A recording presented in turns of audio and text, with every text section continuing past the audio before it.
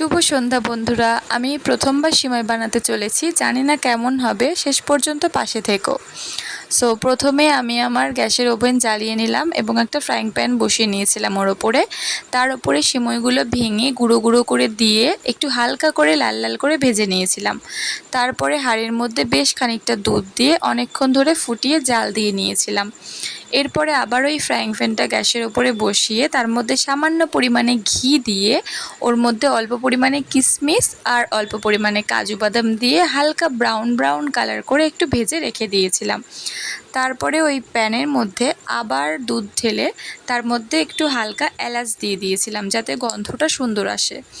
এরপরে ভেজে রাখা সিমইগুলো ওই দুধের মধ্যে দিয়ে বেশ খানিকক্ষণ সময় নিয়ে অনেকক্ষণ ধরে বসে বসে জাল দিয়েছিলাম। তারপরে ফুটে আসার পরে সে সময় দিয়েছিলাম বেশ খানিকটা পরিমাণে চিনিটা হচ্ছে যে যেভাবে খাবে সেই পরিমাণেই দিতে হবে। তারপরে সেমইটা গাঢ় গাঢ় হয়ে আসলে একটা বোলের মধ্যে ঢেলে নিয়ে এবার হলো টেস্ট করার পালা। প্রথমে তো আমি আমার হাজবেন্ডকে দেবো টেস্ট করে, জানি খারাপ হলেও ভালোই বলবে। তারপরেও দেখুন আপনারা যে কি বলে, ওর এক্সপ্রেশনটা দেখুন, দেখে তো মনে হচ্ছে টেস্টি হয়েছে, এবার জানি না কি হবে।